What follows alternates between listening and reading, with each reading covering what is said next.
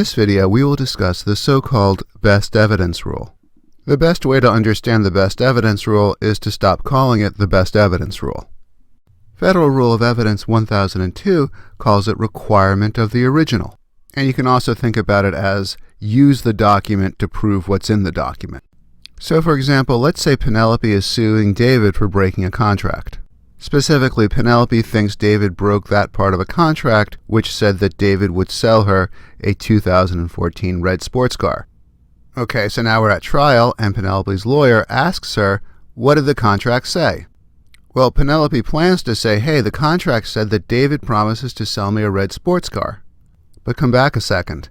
Penelope's lawyer asked her to testify about what was in the contract. And our original document rule tells us that we should be using the contract to prove what's in the contract, not what Penelope says was in the contract.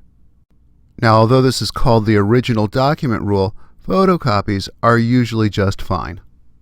The original document rule could apply to all sorts of writings, photographs, and recordings. Just watch out for situations where a lawyer is asking a witness to testify about the contents of a document. For example, okay, what was in the photograph? Before we rely on a witness to testify about what was in a photograph, if we have the original photograph, that should be what's used to prove the contents of the photograph. If you'd like to discuss the best evidence rule or any other matter related to U.S. law, please stop by my website and blog and feel free to submit your comments below.